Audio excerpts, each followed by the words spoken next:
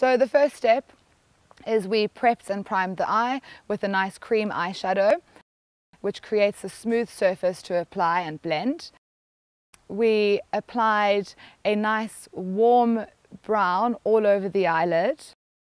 Then we applied a rich burgundy eyeshadow all over the eyeliner and we blended it out to create an ombre smoky effect.